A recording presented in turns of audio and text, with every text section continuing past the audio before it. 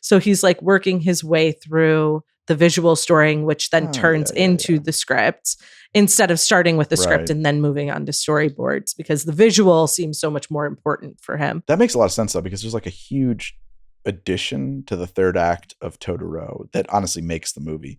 And he said it wasn't in the original story, but he like was working on they were in production of the movie, and he was like, wait a minute. Right. We don't really have a third act. Hold on. This one ends kind of abruptly too. At least in my mind, it did. Like, you're on this journey. Yeah. I remember watching us getting close to the end. Like, how are they going to wrap this up? She still has her parents. She's still got to turn, figure out what's going on with Haku. Like, it felt like there was so much. We should talk about. And then it wrapped up. We should talk. Yeah, we should. We should talk about the third act until we address some of the we can. But it's not like the most linear of storytelling. So. You're on Midnight Local, the podcast from How to Drink, where we just talk about things. Movies. Pop culture. Maybe some video games. That too. All the things. The stuff and things. All of the stuff and the things on Midnight Local. Let's get to it. All right, Meredith, let's talk about Spirited Away. Is that how we start the show? We just say that? I can never keep this straight. What are the rules? Well, we don't ever start the show. Our wonderful editor finds a funny moment from the show and starts it for us. So that's kind of nice. That's great. That's great. A funny editor. Do that now. Get to work. Yeah. And show. Do you have this problem? I make your face as big as I can on this screen, and I put it right under my lens, but my eyes still want to look at me. I'm still self-obsessed. I can't stop looking at my own eyeline. I usually do. I'm a little afraid to fuck with anything right now. That's fine. I want to tape over my own face, so I only look at you.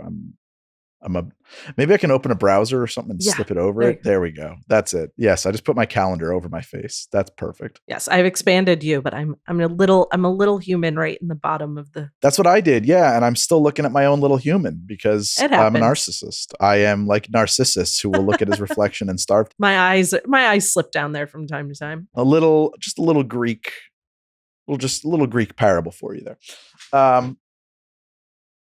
Speaking of that, I've been playing this game obsessively. We did an episode on it. The Hades. Oh, yeah. Where you play the son of Hades trying to escape from Hades.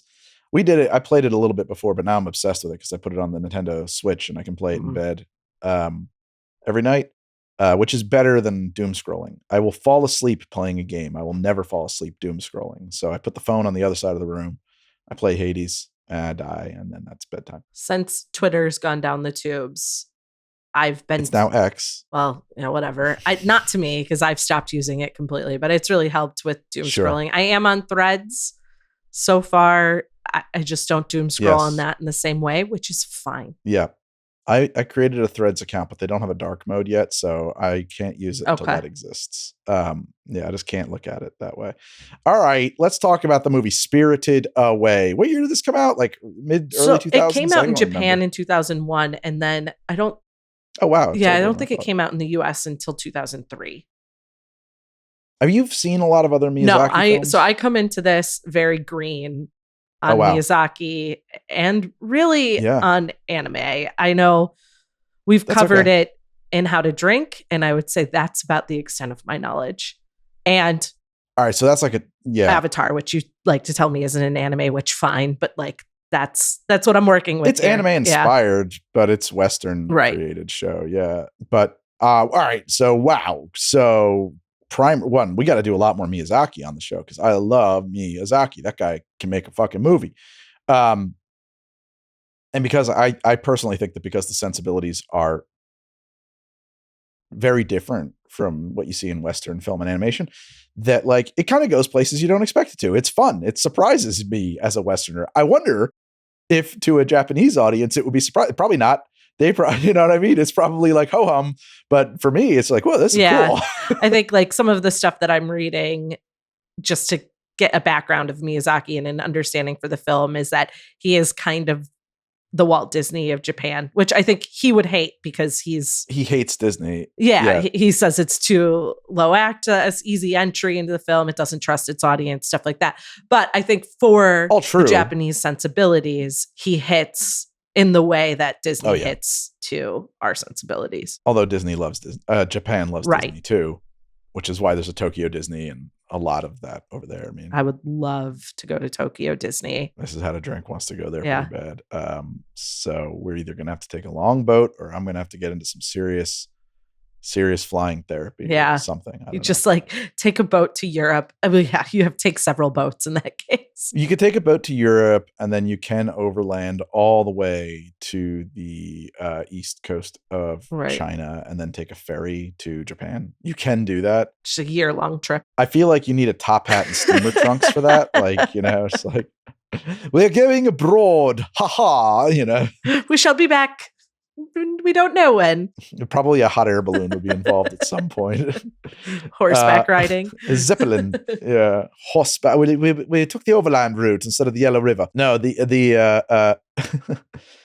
I really like his movies. I only came to them a couple years ago or a year and a half ago, I guess, really, maybe 2 years ago, because they were on HBO Max. And I was like, I've never really checked out any of these.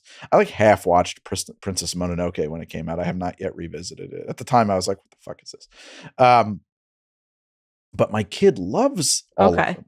So I have the experience of watching all of these with like a 5, 6, and now 7-year-old, and seeing it with her. And it's a totally different experience. And also kind of like wading into that slowly because some of these are not super appropriate for like a 5-year-old. In fact, I was worried about Spirited Away because it seemed like it was going to be scary as hell. Yeah. It's her favorite one. She wants to watch it constantly. I was going to say, it feels dark to me in the way that like 80s kids movies feel dark. Like it just sort of has a more tangible feel to it. So I would think like the witch in the movie feels somewhat to me like, even though they're very different, the like bad guy in Chitty Chitty Bang Bang, which isn't animated, but like I got the same sort of just like crawly feeling. I was just say like, I like what you say about the 80s things, but then like it still pales. Like if you look at Atreyu dying in Neverending Story or whatever, like some genuinely traumatizing events. Like there's no happy endings and some of that shit. The Neverending Story is a great example. Yeah. That horse stays dead, baby. Yeah. Well, and even like the characters that you like that you're, that are like your good guys that are with you feel, I don't know, creepy in a way. Yeah. I have very limited exposure to that and Chitty Chitty Bang Bang. I think I've seen Neverending Story. Okay. But I remember the sequel quite well though. Part 2.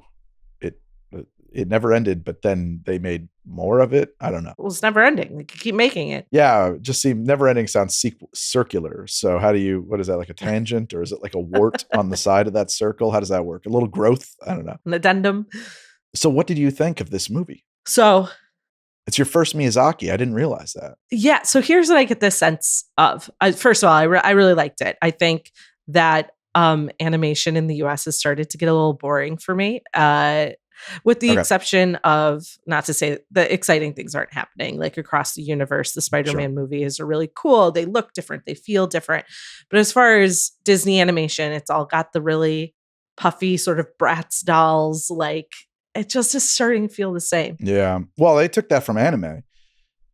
That's anime inspired ideas through a Western lens. So if you look at the history of like Disney animation specifically, they call it neotenization, which comes from neonatal. So they neotenized all of the characters by giving them the proportions of a baby.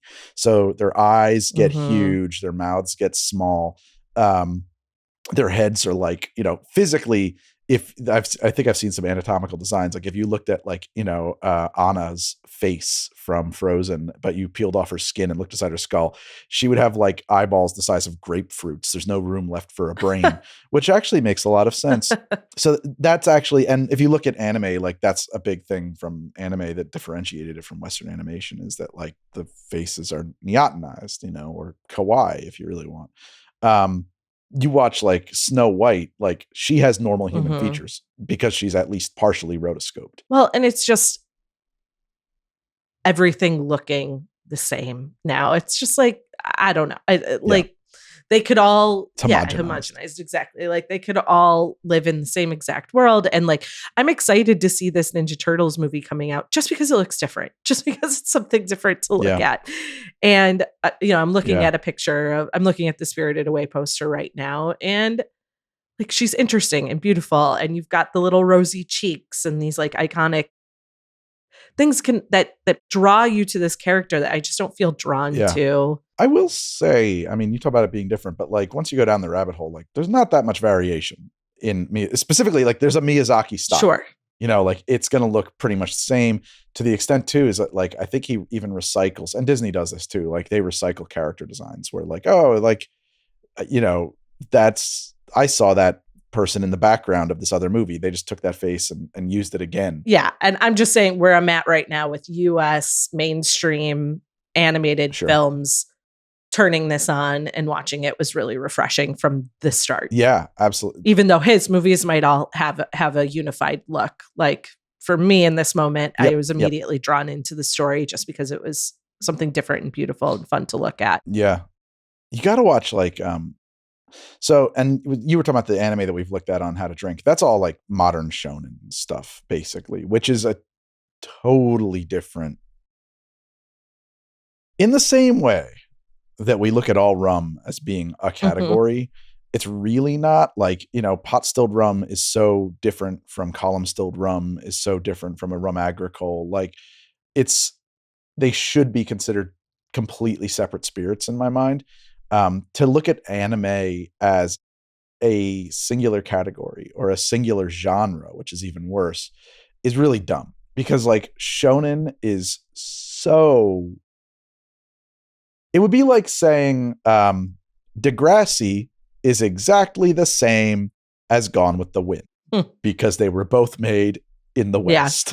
On film. It's live action. Well, I don't even know if Degrassi, I guess Degrassi was made on film. Started on film at least, but it's live action Western. Yeah. 3-strip or 3. Yeah, I hear what you're saying. Yeah, exactly. Or, you say like a Western is exactly the same as Blade Runner. It's like, that's insanity. So, actually Degrassi's a better example, or Saved by the Bell. Because really that's what shonen is marketing towards, is like 14-year-old boys, basically. And so it speaks the language of 14-year-old boys. Miyazaki movies are not that at all. In fact, maybe less this one. No, this one too. But like when I was watching, you got to watch Totoro, which is phenomenal. I love Totoro. Love that movie to death. But like you watch that and like the opening sequences and stuff like that, and the way the camera moves and the way that he's like framed shots, it's like, oh, I just feel like I'm watching, some great epic that was filmed in 1988. I'm thinking of like The Last Emperor or something, with like these huge slow moving panoramas and like the slow reveal of this character as we get closer or something. It feels like you're watching Lawrence of Arabia or something, like the way it's shot, for lack of a better word. There's nothing like that in Western animation. Right. Well, and I read something interesting that like this was done, it was started without a script. Like he works from the visual storytelling. It is wild. Like I can read exactly what he says about that process, but that seems hard in animation. Well, it's not to say it was animated without a script. I mean, like so here's what he says. He says he usually doesn't have time. So the story develops when I start drawing storyboards. Production starts very soon thereafter, while the storyboards are still being developed. So he's like working his way through the visual storying, which then turns into the script, instead of starting with the script and then moving on to storyboards, because the visual seems so much more important for him. Yeah, I mean, that makes perfect sense though. And keep in mind, I mean, even Disney did that, right? They would basically storyboard the movie as script writing. In the early days, you see him standing there at the big board, and they've got all the boards set up and stuff like that, and they're rearranging and changing it. And but like, and also the other thing to keep in mind too with animation is that like production doesn't mean like location shooting. It could mean like the painting of background. That's right. Yeah, exactly. And getting actors into a booth to have them improvise and see what we get and stuff like that. So well, and if he's trusting that to be the thing that pulls the story along, it's unlikely he would feel the need to go back to the beginning of the film and make things feel linear, Yeah. So that makes a lot of sense though, because there's like a huge addition to the third act of Totoro that honestly makes the movie. And he said it wasn't in the original story, but he like was working on they were in production of the movie, and he was like, wait a minute, right? We don't really have a third act. Hold on. This one ends kind of abruptly too. At least in my mind, it did. Like, you're on this journey. Yeah. I remember watching us getting close to the end. Like, how are they going to wrap this up? She still has her parents. She's still got to turn, figure out what's going on with Haku. Like, it felt like there was so much. We should talk about. And then it wrapped up. We should talk. Yeah, we should. We shouldn't talk about the third act until we address some of the sure, other we can. acts. But it's not. It's not like the most linear of storytelling. So, you don't think so? I mean, it progresses through time from front to back. It does, but it's like you get your sort of problem, and then you get like all of what feels like story chunks, like almost shorts within like the I could see that. The smelly monster, the Oh, No Face. Oh no, the smelly monster is shit, I forget his name too. He's not No Face. He is like Stink Monster or something. I think they just call him Stink so, Monster. Yeah. And so that felt like its own short sort of within the movie for me, like its own little 15-minute thing. Yeah. And I think that part of that is just sort of like I was breaking it into a 3-act structure. I think he's just like a little bit less glued to a 3-act structure. It's a meandering. Personally, to mansplain, I would say less that this is nonlinear and more that it takes a meandering route through a couple different sides. I'm with you there. And then it's like when he's done meandering, he's like, oh, let's finish the film. You got to have an ending. And it's just like, boom. Yeah. We got to get to the end here. Yeah, I like it. I love that structure. It's really a musical structure to me. No, that's interesting. I think I would not have. One of the biggest, so for Boy Meets Girl, my like student film musical, was that everything comes up to the like sort of science fair at the end of the movie, and then it all sort of wraps up very quickly. And it's like, but if you look at musicals like Anything Goes and things like that, like you have this last scene where everyone's on stage and you realize this piece fits with this piece and these two people have fallen in love, and it all just sort of is like, oh, and everything's fine. And that's kind of how musical theater is. So there's like a lot of different little side plots and stuff. Yeah. That all sort of wrap up in this final number moment.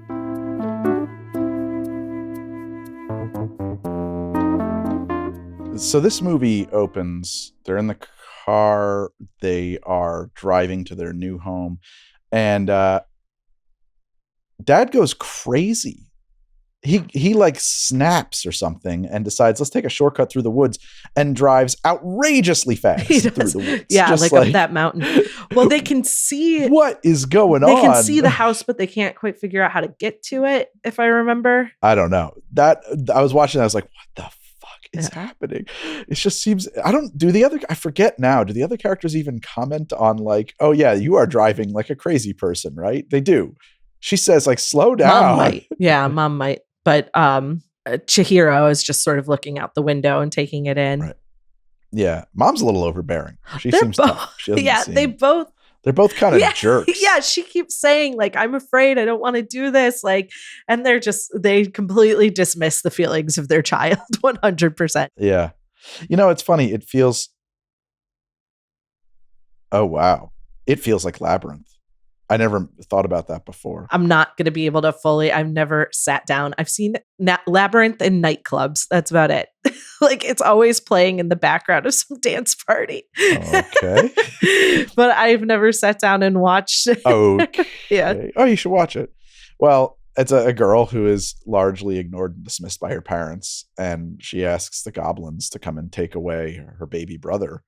And thinks that's what she wants and immediately realizes she needs to get him back. And then in this movie, she kind of, she kind of tries in the similar way without her really asking for it.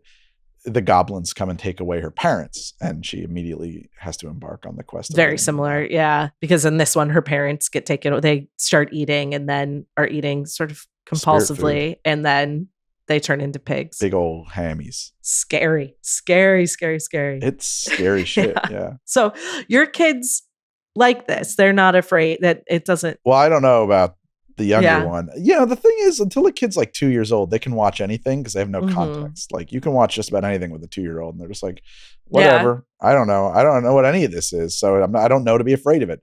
But yeah, even from like 5 or 6 years old,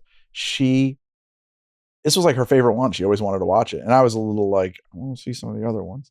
But she like, because I like it, but it's definitely not my favorite of his movies. But yeah, she loves this movie, and I was hesitant to show it to her because even not seeing it, I knew there was some scary stuff. Yeah, and so like one of the things too that's like a little, coming to this with Western eyes is like this movie deals heavily with concepts from Japanese folklore, obviously, that like I think are kind of innate or are just like embedded cultural knowledge in Japan that like we just don't have, like like we know what vampires are. You know what I mean? But like I don't know what little frog boy is and stuff. That's very true. Like the soot sprites that show up in this show up in Totoro and maybe even a couple of other movies of his as well. Those are like a recurring theme. Well, and I would imagine just even like cultural feelings and interpretations of animals like vary from Western to Eastern cultures. Yeah. Don't watch out or you might slip into the spirit world. Right. And if you do not eat their food. I mean, now that I'm saying that out loud, that sounds very Irish, actually. That sounds like the fairy folk, you don't want to, it's a Gaelic idea. Or like crossing the bridge is such a big, like immediate, like danger. You got to hold your breath. Yeah, exactly. Or else you'll be visible. Yeah. Some weird shit in here. But it's all explained pretty well. I don't know. I know. Oh yeah. I know that they've added some lines into the, although I didn't watch it dubbed. I watched it, with subtitles. Yeah. Oh, that's crazy. Wow. That's interesting. Well, I was going to say, that was actually one of the things I wanted to say is that like all of his movies, even like older ones, like the dubbed versions have like huge names doing all the parts, the big American actors in the roles,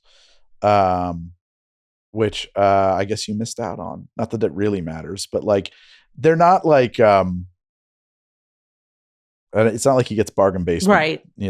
Anime dub artists to come in and do like the Sunshine TV version of these things. Like, well, in this one in particular, because like.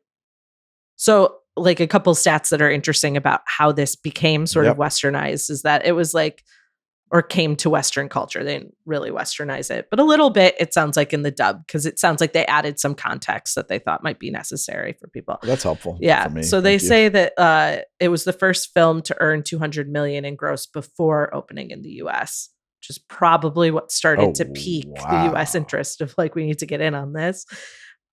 Yeah. And then it was Disney that picked up and helped distribute it. Yeah. For all of his hatred of Disney, like I think Disney is pretty involved in his business model. I guess they don't mind him biting the hand that feeds a little bit or something because he's a big deal. And he gives them a nod. Like I guess there's they go into Zaniba's house and there's a jumping lamp with the sound effect. That's a nod to the Pixar logo. Oh.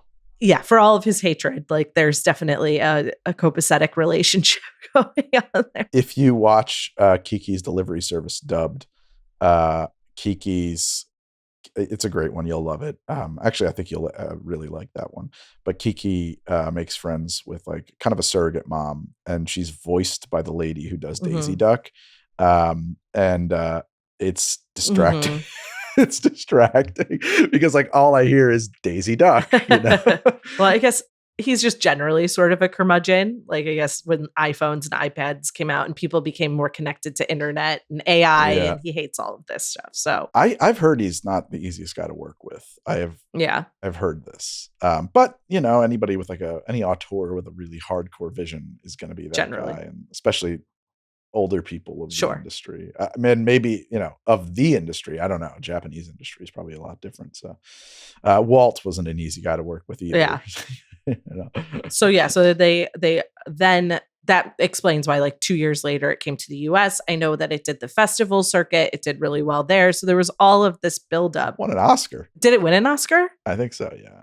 I wonder if that was after its US release. It would have had to have been. It would have been based on the US release, I think. I'm going to look it up right now, but yeah, I mean, all of his movies seem to get releases. I don't think any of his movies haven't been released in the US. I think this was the first one though that really did big numbers. Yeah. But he has managed I think he's got good relationships with Western production stuff. Right. Well, the studio. Yeah, his studio is Ghibli. Is that how you say it? Ghibli or Ghibli? I don't know if it's Ghibli or Ghibli. Yeah, it's a good question. It's probably Ghibli or something like that, actually. And I'm sure some weebs are going to give us a hard time in the comments. I have been told, by the way, that is a non-slur that's acceptable to call Western anime fans weebs. So if I've offended people, I could switch to otaku. But I read a William Gibson novel where like there's a great, is it Itaru? I think it's Itaru, where they have to go to Japan and she's like, oh, that's my brother, he's an otaku. And she's like, oh, he likes anime, that's cool, can we talk to him? And she like won't let him talk to him. She's like, no, you don't understand, like it's a social contagion, like he's an otaku, like I describing like an insult, basically. Yeah, so I think that there's like a slightly different connotation in the West and the East about what that word means. So I don't know what Western anime fans. I'm gonna awards. Was it not Spirited Away? Yeah, Academy Award for Best Animated Feature. So I don't know why that didn't come up on the IMDb, but and it won it in 2003. So yes, it was based on the Western release. I that might be why it took 2 years, honestly, to get over here. It might have needed to. They might have been staging it to compete against weak ass shit. I don't know what else came. Reasonable, I mean, legit. Yeah. Like if Disney's going to pick it up and do the release, like that's absolutely on their mind. You will not win against one of our releases. That exactly right. That could easily be it. Because it doesn't take 2 years to record. No, but that's why they threw it through the festival circuit and let it gain traction there. And, it's still only grossed like 15 million in the US initially. Well, certainly the audience for anime in the West is smaller than the audience for anime. Which is wild because I was going to film school, around like 2000, like right after this, 2003, 2004. And there was a poster of it up in one of my classes. Like it was just immediately. Yeah, but like film school students care about. Oh, no, absolutely. But I'm just saying it was such a big deal. And I remember always looking at the poster on the wall being like, I need to watch that. I need to watch that. I need to watch that. And here we are nearly 20 years later. And finally I've gotten around to it. There's like a really strong anti-consumerism message in this movie. Like actually, that is the theme of the movie. Like the central theme of this movie is do not overconsume. Yes.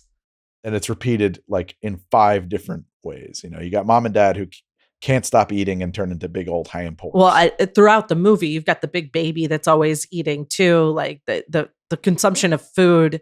The stink monster is actually a river like angel, but it's been polluted because like if you look at what comes out of it, it's just garbage. That's why it's a stink monster. So that was that was based off of a personal experience where he was cleansing. He was helping clean a river, and they found a bike in it, amongst other trash. But I think it stuck with him that they pulled a full bicycle out of this river, and that's why. A bicycle it's funny, a bicycle would be one of the less offensive things I can imagine to pull. I was like, well, that's a shame, but it's kind of not, I don't know. I have a hard time calling a bicycle pollution. It's just metal.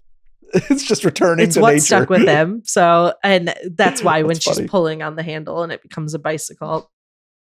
The bicycle comes out first. Well, it's a great visual. It's phenomenal. Yeah, the whole thing comes flooding out. And then the faceless. And then no face. Yeah. His whole deal is that he's empty inside and he's trying to fill himself up. And he's filling himself up with the wrong shit. And he's buying his friendship with gold, spitting out gold everywhere. So what other anti-consumerism? You've got Baba Yaga, which is an interesting westernization of that witch name because like all she's got is gems and jewels and she's like very concerned with that. And the entire movie, she's like hyper concerned with making money and with raising funds. And like, it is a business. And so those are the big ones I can think of. And then you get this specific mirroring when you go to Baba's sister's house, and she's just like, I just like my humble little garden. Yeah.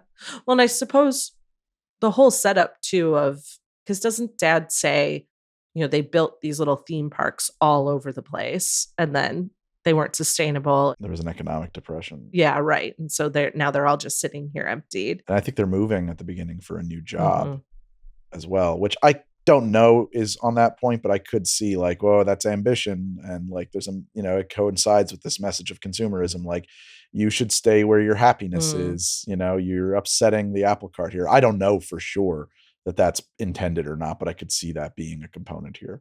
And also too, like, there are moralities and messages and stuff that I am sure in this movie that are just like, whew, right over my head because I'm not Japanese.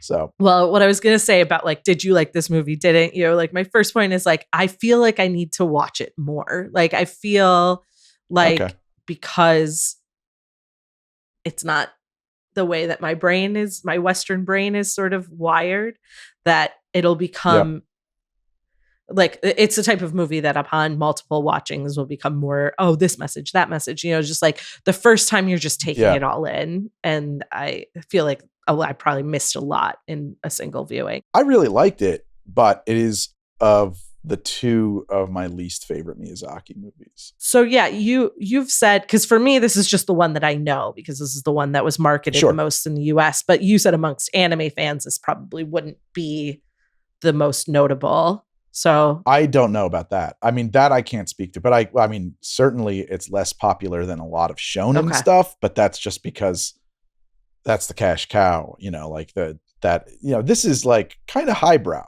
even certainly by anime standards. And so, to some extent, that's my objection to it, is that like, it's a very beautiful film. I love this movie. I am so glad this movie exists, but it does feel like a movie with a message, like it's an artsy kind of film. And in and there's a message in all of the Ghibli movies and all of Miyazaki's movies, but like in the body of work, this one feels the most ponderous. I don't know, the most attempting to be weighty. Whereas like, you watch Castle in the Sky, like, watching that movie the first time, I felt like I was watching Star Wars for the first time again. Like, it is so... And also, if you've grew up playing Japanese RPGs, JRPGs, it's kind of insane to see that, like, this movie inspired the entire Final Fantasy series. Like, every one of those games is just taking this movie, and turning it into those, those games. But like, you watch Porco Rosso, which has its weighty moments for sure, but like also, like, they're fun. They're really fun. Totoro is super fun, although in a similar vein as this, a little bit slower, a little bit heavier. I think you will really, really enjoy Ponyo, which is his version of The Little Mermaid. And I don't want to say anything more than that, except for the fact that it's like the weirdest acid trippinest movie. I think like it's very high on the levels of what the fuck. Yeah, and definitely watch the dub because I don't know how it is in Japanese, but hearing Liam Neeson play the sea wizard is a joy. Yeah, I definitely gonna have to Tina Fey and stuff. Wow, those are huge names. Yeah, I was gonna say Spirit. Oh no, yeah, dude. Spirited Away doesn't have huge names. That's interesting. Totoro has Ellie and Dakota Fanning playing the two girls. And, like, a lot of other names. It's pretty. I also am not a huge fan of the world of Arietati. But I don't know, actually, maybe that may not be a Miyazaki movie. That might just be somebody else at Ghibli. It does have a very different visual. I think it is. It's a very different visual feel. It's kind of a retelling of The Borrowers, which is a story I'm not super familiar with. But the other Miyazaki movie that I think kind of misses the mark for me is Howl's Moving Castle. And that's, it just feels incomplete. It just feels like they forgot, like there's an act or something that's missing from it, or like, like somebody, you used to make film movies on reels and it feels like, there's a reel missing or something. I don't know. I was like, wait a second. I'm confused by this. His statement that he doesn't make the films make themselves is a little like, that I'm not surprised to hear that there are some things missing in that case. There is I've heard this talked about in writing and applied to George R.R. Martin, is that there's two kinds of writers. There's plotters and there are gardeners, and that George is a gardener, and that some writers, like, a plotter would start with an outline and then turn that into a really specific breakdown and then start filling in the blanks, like, more and more granularly until it's a whole book. Whereas a gardener kind of just starts writing and sees where it goes. And like the big thing, and I fully buy this because like, this is kind of how I approach writing when I write, specifically when I'm like writing dialogue and characters and stuff like that, is that he says, I did not plan. Because like the whole first book you're expecting, and people have seen the show, so it doesn't matter. You kind of expect that it's going to follow this arc and that Ned Stark is going to be a major character. First big shot. And then out of the blue, Joffrey cuts his head off. And he says, I did plan that. That's why you think that. I did plan for Ned to be a major character. And then I was writing that scene and Joffrey just took the initiative. I think, and to his point, he said, I think even Joffrey thought he was going to let him live until he decided he wasn't. Yeah, I think that's what makes his writing. I totally get that. Yeah, I was going to say for you, like, if you're plotting that, then and you've planned this to be your main character, what would actually happen falls secondary to what you want to happen. And I feel like part of what makes him such like Game of Thrones such a fun thing to watch is like Joffrey would cut off his head. There's no question about that. He would. And if he doesn't, you have to give him a reason not to, which just feels contrived. I have so many things to say about Game of Thrones. I just decided we're going to do an episode on the show. Okay. On the series. Have you watched all of it? I've watched it. Okay. Because I'm sure like I've heard some real feminist critiques of it as well. And I'm sure you would be able to bring those to bear. Or maybe you wouldn't. You're rolling your eyes. I'm not rolling my eyes. I'm sighing actually, because like, yeah, there's some seasons of that show that are really hard to watch for me. I always counter with, this is what happens when you let roving bands of young men do what they want with weapons. Can't disagree and with that's that. The message and warning of the show. I can't disagree with that. Yeah, it's very feminist. You just don't like the way it looks. I think it's uncomfortable. I mean, I wouldn't. Yes, and we can go down. We'll save that rabbit hole. Yes, it's an episode, obviously, but that is my central problem with it. Is that the books, the characters do what they would do, and in the show, they do what the showrunners needed them to do. And I always call it seeing the hand of the writer, in that, like, I hate seeing the hand in the writer where it's just like this, I'm out. I can feel the writer's presence. It's ruined it for me. I'm done. And that's actually why I have a little bit of a trouble with like a lot of things that are quote nonlinear or where there's like a trick in it. Like I really didn't like, I was really put off by the first season of Westworld. And then I stuck with it a couple seasons after that. And it just like, it was always the same problem for me, which is that like, this guy really wants you to know that he's writing it, and like, and it just. I can't think of a specific example right now, but there are times when I am okay with that. There's like, actually, here's an example. If I'm getting into a soap opera and I know I'm getting into a soap opera, I know what type of storytelling I'm into. And so that's fine with me. It's easy. It's like candy for your brain. You're on a ride. As you pointed out, I think last week or the week before in an episode, like everything has become soap opera. That's what it is. They just call it something else. Yeah. When you have something like Game of Thrones where it's like, no, this is like what would happen. So when I get to this point in my writing and I'm having to fight against my characters, I take a different route, then it feels less soap opera-y. It's not as gratifying for the viewer to lose the character that you've been attached to all season or excited to watch move forward. But like, I think it's very gratifying. I think so too. But seeing a show go where it where no other show would go, to me, that's all I want. I don't care about tying up storylines. Life ain't like that. I fully reject Chekhov's gun. I say you put that gun on the shelf and maybe it goes off. I don't need that gun to go off. There's a lot of things in that room. I don't need the table to fall over either. Like, Yeah. I don't need it. There's a fireplace. I don't need anybody to use it. Maybe that room just had a fucking fireplace in it. Sometimes a cigar is just a cigar. But like Chekhov's gun is the perfect example of like, there's an agreement between the writer and the audience, and I'm not going to give this to you unless it has a payoff.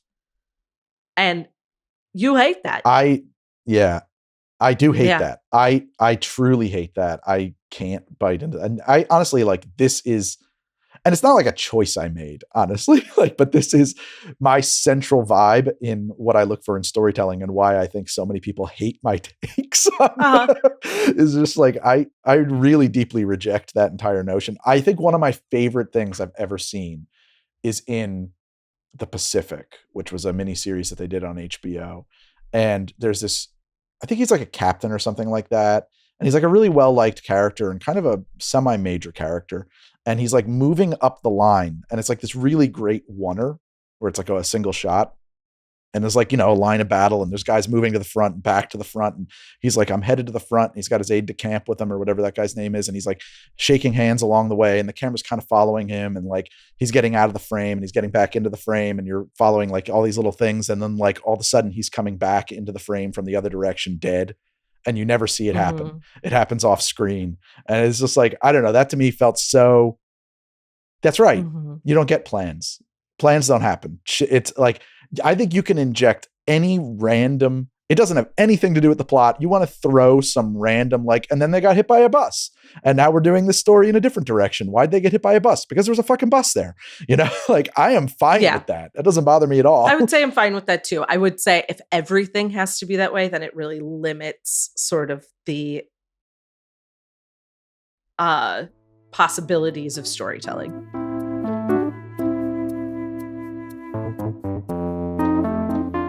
It's sort of like how my relationship with Breaking Bad, which is going to sound stupid. People are going to hate this take, I know. But I watched season 1 of Breaking Bad. I kind of enjoyed it. I thought it was fun. But I was really into this idea of this guy having cancer, and like how that makes plans for you that you didn't make. And by something that happens in the end of season 1, I was like, oh, this isn't going to be about the futility of his trying to do anything in the face of this cancer diagnosis he's got. Like, I wanted a show where he just drops it, like in the middle of all of his plans. And it just, nothing, he can't really do anything. Like, it's a show that's going to be sidelined and put into the background so that this character can do all the things that the writers want him to do. And that really, it just put me off of the show. I couldn't get into it after that. I guess my read on it was more that like the cancer diagnosis gave him the freedom to be the person he would have wanted to be. But like, because like society doesn't let you, but then in a moment of desperation where you're like, well, life has screwed me anyway, so I'm going to do whatever it takes, finds out that he really enjoys being an asshole criminal. Yeah, he did, right? That's the idea. Well, anyway, that's what I'm saying though, is like, I just can't stand seeing the hand of the writer in the writing. It really, you're there, invent characters, right? That's where you can come up with those. Invent a setting with rules. That's fine.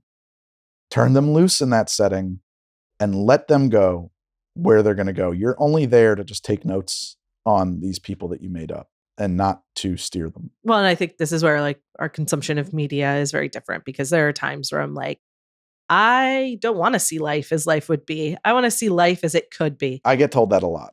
Yeah. But I think that you can still tell that story. And I think that's from what you're telling me about Miyazaki, what your research told me is that like, that's what he does.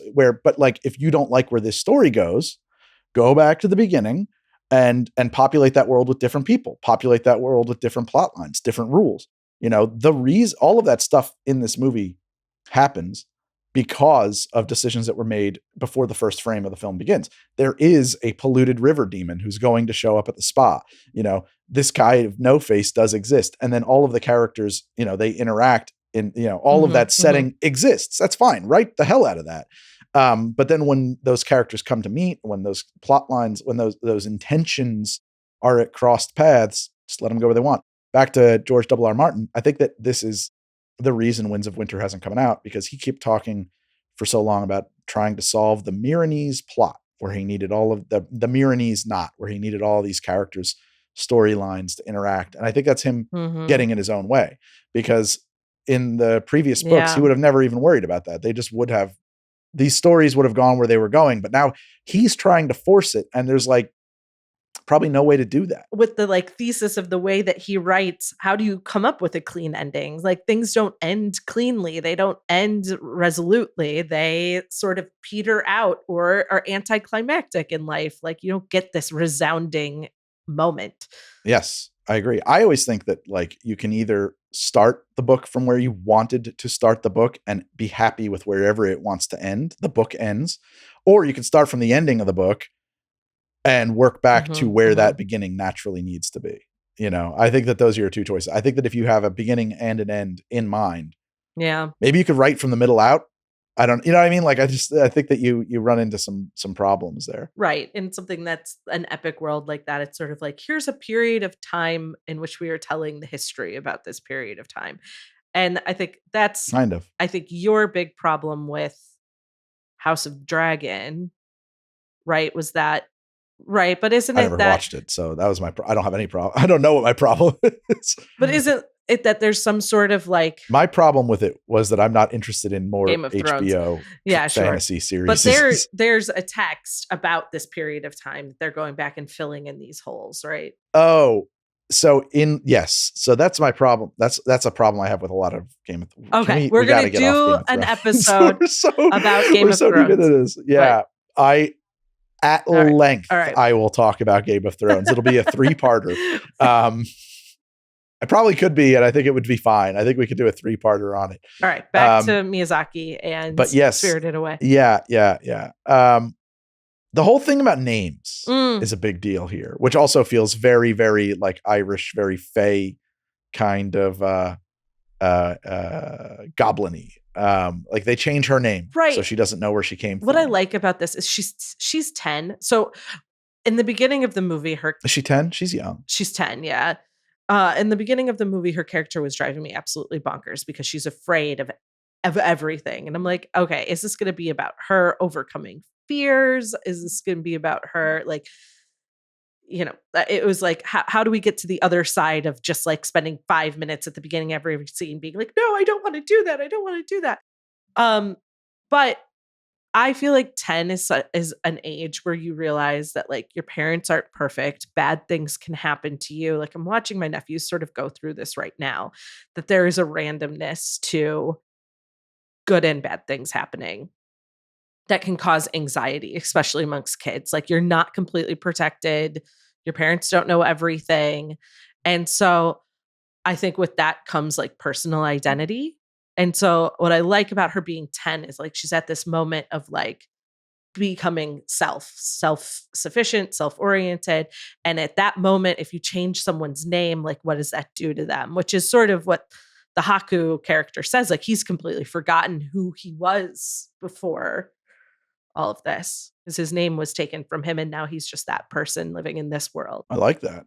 I kind of just assumed it was a component of like folklore that like, you know, I don't know much about, but I think right now it really is resonating with me watching one of my nephews in particular go through this moment of like, I'm not safe necessarily. And there's nothing that anyone can do about that. Yeah. Yeah, I figured that one You did. You did. I was like him. Everything was great. I even in like gymnastics, I just assumed no one would put me in a dangerous situation on purpose. And I saw arms break and things happen. And okay. How nice. I had a very rosy childhood. Very, very rosy. Yeah, I know. I'm having fun. I think my favorite thing about this movie, above all else, is that there's no villains. Yeah. There are antagonists. But like even Baba Yaga turns out to be pretty okay by the end of this. You know, she's got to play in the cards she's dealt and she's providing a service and she's more than happy. Like, oh, you played my game and you won. Okay, go on. Well, and No Face is just going through his own shit. Like he's got some trauma there. Yeah, exactly. Everybody just kind of needs a little healing. Right. And the ways that they're acting that would hurt people are just because of their trauma. I wouldn't go that far. But. Well, for him, for No Face, but for him, yes. Yeah. He's got some flaws. Right. I agree. The witch, not necessarily. She's more tradition based. I don't know. Like, I don't know. I feel like people are playing the hand they're dealt. Like, I don't know exactly what happens to poor people in the spirit world, but like, she has decided it's not what she's going to be. Yeah. You know? And everybody really likes the spa. It's a very popular spot. People are very happy to be there. The people who worked for her are like, it's a good job. You know, I'm glad to have this job. Nobody's like enslaved or anything like that, right? Am I mistaken, or maybe I'm misremembering? I feel like it was the children kind of are. She takes them and strips their name and memory and identity, and they become her workers. That felt a little. How often does that happen? Well, I didn't get the impression that it had like really ever happened other than with with what's her name? It's not Sasuke. That's Chihiro. Chihiro, but she changes her name to like Chia or something. Sen. And then Sen. Haku, and I guess I could be wrong about this, but the other girl that she's sort of like an apprentice to or is showing her around. I thought she was some kind of like the girl. Goblin. She's not a goblin. She looks human. Everybody kind of freaks. Yeah, but everybody freaks out that Sen is a human when they're like getting in that bed. Nobody cares that she's a human, or she never offers like, but so am I. Like, I don't think she's a human. They do say in like 4 or 5 days, the scent starts to go away. Like you kind of, if you come into this world a human. So that's my read was that this girl came in a long time ago. Her name was changed and now she's become a part of this world. Her human scent is gone. But maybe. Again, I said I'd have to watch it 2 or 3 times to really and I could see my mind being very changed. Yeah, I might have missed that. Who's your favorite character? I don't know if I have one yet. Spider guy. Oh, Boiler Man. I do. He's the best. He was the safest I felt in the movie being around him. Scary as hell, but totally like there to help cool you. Guy. Yeah, I'm with you there. He vouched for us, so she got the job. And he's who she was sent to and has helped other people in the past. I have to say the big fat baby. I like the baby a lot. The baby was weird. The baby's weird, but I like that baby. But yeah, I'm with you. I'm with you on him. She turns him into like a little thing at the end, doesn't she? Like he stops being a baby and starts being like some kind of little critter, doesn't he? For at least a period of time. I don't know if he turns back or not. I can't remember. What do you think about, is that a spa you'd want to go to? I don't know. It's like an interesting spa, just like big vats of perfume water. Yeah, I think it'd be really cool to go to a place like that. I don't know what that, like, what's the deal with that kind of a spa? I got no real basis for understanding. Is that like a recognizable spa in Japan, or is that like, whoa, this is some crazy demon spa? What the fuck's going on here? You know what I like? I like the belief that these mixtures of certain like scents and oils can actually cure your problems. Like I wish that like.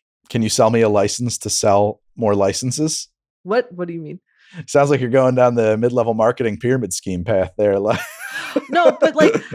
There is a part like that stuff works because you wish it to be true so much, right? So in a world that you've created where all of those things have value and do work, and you can be like the guy in the basement who is a master at putting these combinations together and sending them up. Like I would love if that were real. Oh, I like the idea. That'd be great.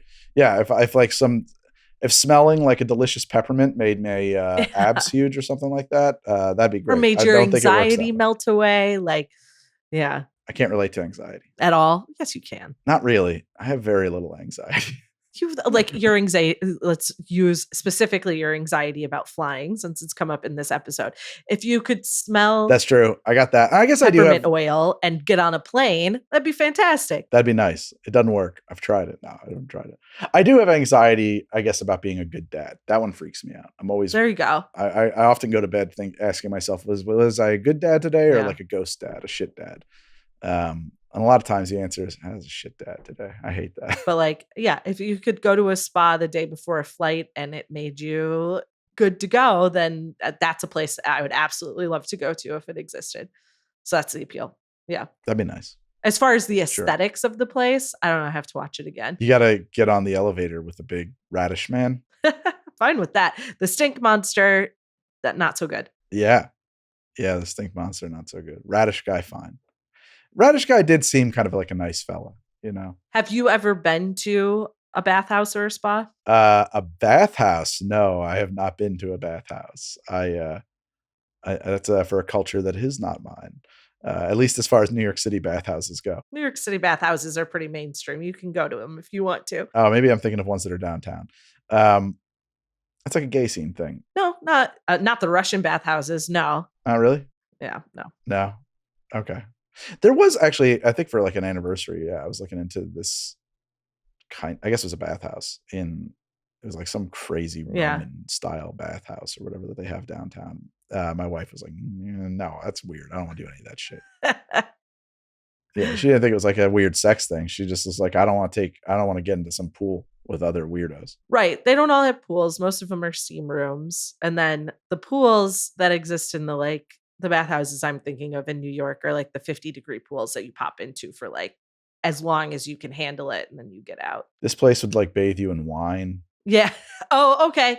Yeah, that's more of a spa. I would call that a spa. Yeah. They were like doing a full-on attempt to recreate like the spas of Herculaneum or something, some ancient Roman shit. And to me, I was just like, awesome. That sounds great. That sounds fantastic. Yeah. But I don't think I want to be bathed in wine, but like, why the fuck not? Let's go Roman. Let's do it. Yeah, sure. Let's try it. Yeah. Anyway. I like the movie. I like it. Like I said, I don't think it's my favorite Miyazaki movie. I really like Castle in the Sky. We recently saw I don't think maybe it's their first movie. Nausicaa and the Valley of the Wind. Mm-hmm. That's a crazy movie. That's cool. And it's based off a manga. And is that him or is that just what's the name? No, that's Miyazaki. Okay. Yeah, I think it's either his first movie or it's like his first real movie or something to that effect. Kiki's Delivery Service is a nice little story. I like that one. Tale of the Heart's kind of boring, or is it Song of the Heart or something like that? We kept expecting something to happen in it, and like 3/4 of the way through, I had to explain to my daughter, I was like, I don't think this is the kind of movie where things happen. Just so you know. I was like, I think it's just she's just like kind of learning to play violin or something. Like, I don't think things are going to happen here. There's going to be a lot of pretty things to look at. Yeah. Well, there's another one called The Cat Returns that we had seen that blew our it's like one of the most insane things it's hilarious. It's bizarre. And the cat from The Cat Returns is also in that movie. And so we were like, great. I got to see the movie that The Cat Returns is a sequel to. Oh, wait a second. This is like a different genre. What the hell is this? It's got nothing to do with The Cat Returns. No resemblance whatsoever. But yeah, they're cool flicks. Totoro is probably my favorite, though. I really like Totoro. What this movie achieved is getting me interested in other Miyazaki films. So I guess there you go. That is a good sign. Huge win. And I won't let it be another 20 years before I get around to it. No, we're gonna do more on the show, but we're also gonna do Game of Thrones. Apparently. We both got a lot to say about Game of Thrones. There's a lot to say about Game of Thrones. A lot of people got a lot to say about Game of Thrones. Yes, they do. Still, so many years later. Mm-hmm. Yeah. I wonder if we could dust off Mad Men. So I've only seen the first season of Mad Men. Oh, wow. But it's been always on my forever get to list. But I always loved Mad Men. And lately I'm seeing a lot of people takes online that like, no, duh, like, Don Draper is the villain in Mad Men. You're supposed to see that. Yeah. I don't think so. I think it's a real simplification to call him the villain of the series. I don't think he personally, but his kind, like, I don't know. Yeah. I think like I have an aunt who's in her 70s now, and she could not watch Mad Men. It was too triggering for her. Other than having an affair, I don't really know what he did wrong, honestly, in that show. Maybe it's because I'm an awful dude. I don't know if it's him personally, but it's like who he's trained to be, yeah, maybe that. Yeah, like who he represents. Maybe it is worth rewatching. I don't know. But yeah. I don't think I should ask my wife if she thinks he's the villain in it. I don't know if she sees that, but I should ask her. I don't. Maybe we were watching different shows. It might also be that like there's not a villain. It's just like the time period is the villain. Right. I feel like everybody. The patriarchy is the villain. Everybody kind of takes their turns being a piece of shit in it. Like Pete certainly is a huge piece of shit in the first season, like a rapist. And I don't know if you can ever wash that stink off you, but by like the end, he's not. He's a much more sympathetic character by the time you get to the final season. So I don't know. And now we're on Mad Men. Yeah. We're gonna this episode, we're gonna talk about all the future episodes that are yet to come. Yeah. I will. You know what just happened though? John Hamm got married to Oh, you don't know this, but in the final season, he goes to like this. I've seen images, so yeah, I do know that. Yeah, and I think he's supposed to be hanging out basically with Alan Watts, who is right. Like he's burned out on everything, and he's abandoned his life as a ad man. Right, as an ad man. Sure. Well, he takes a step back from it. And while they were filming that in that location, he met someone. They started dating. Now they're married. You know where they had the wedding? At the location that they filmed the show. I don't know. I feel like a lot of people are like, that's my work. I want to have a life apart from it. Not this guy. No way, man. I just want to stay in that shoot. I really liked filming those scenes. I'm there. That's my marriage. I based my marriage on filming those scenes, man. It's probably not all that intense, but it's like, that's cute though. If it's a scenic, beautiful place where you met, heck yeah. Yeah. Kimmy Schmidt. What's that actress's name? Ellie Kemper. He was his drama teacher. Really? He was her drama teacher. Funny. Yeah, before he got the gig. Yeah. And she grew up in some weird fucking shit. I saw her speak live once at like a podcast taping, but she was involved in some like Daughters of the Confederacy KKK shit growing up. Yeah. Oh, really? She was the what was it? The veiled prophet of some like bizarro ball. And if you look at the veiled prophet wears, it's a fucking KKK robe. I'm pulling this up right now, but Ellie Kemper fucking racism. Look it up. I don't think she's a racist, but I think she grew up was like in some weird cult. fucking some Southern Gothic weirdo shit holdover from the Civil War. Yeah. There's some guy on TikTok doing like a whole like, I'm going to do 1,000-part expose on it. But I'd known for years. It's just like, I was like, oh, people are finally talking about that. Neat. We listened to a podcast called Dead Eyes that was like about a guy who got fired from, was it Band of Brothers? What's the big like Tom Hanks HBO war? Oh, you told me about this. He got fired for having dead eyes. Right. Because he had dead eyes. Right. So he basically like the quest of this podcast is to get an interview with Tom Hanks and to like confirm all of these insecurities at this moment, like set in his life. But the reason I'm bringing it up is there's an episode like at the beginning of the podcast. I was really hoping it would go more in this direction. He's talking to all of these famous actors he has access to about their like epic failures and how they bounced back from them. And he talks to John Hamm, who spent years being told that he just did not have a face or a demeanor or anything for television. He was never going to be a television actor. Maybe he didn't. Maybe he had to grow into a face, you know? Or the right part comes along and he's just the guy for it. Right. But I mean, like the dude's, but on the other hand, like he's a classic man. It took him so long to get there compared to others. Like it really didn't get huge until Mad Men when he was well into his 40s. I mean, I don't know if they went into this or not, but like his real background is in comedy and in improv. And I wonder if that's what it was. He was going after these comedy roles and like, dude, like you're a dramatist. Like, what are you doing? This is not the face for comedy. That's why this guy ended up being a comedian. It's why he had access to John Hamm, because John Hamm's friends are all comedians. That makes a lot of sense. Which is why he shows up in Bridesmaids and he's like got a lot of those connections. Yeah, apparently he taught a lot of them how to be funny. Maybe. I don't know if maybe it was like her high school drama teacher. The way I had heard it was drama teacher. And that to me means high school. so I mean, maybe he was like the high school drama teacher. A lot of acting classes. It's like, it's a Barry style acting class. Yeah, but you would never call Gene Cousineau your drama teacher. I don't know about that. The people in his class? You'd call him your acting coach or... You know what I mean? Like my drama teacher, like that's between Jim and That's true. lunch. That's true. I hear that. All right. You got anything else on Spirited Away? We got to do more Miyazaki. I really liked it. I love the message. I really did. I did. It sounded like I shit on this movie. I love this movie. It's just not a movie that I feel compelled to revisit in the same way that I do. Like I would like to fall directly into Castle in the Sky and just kind of stay there.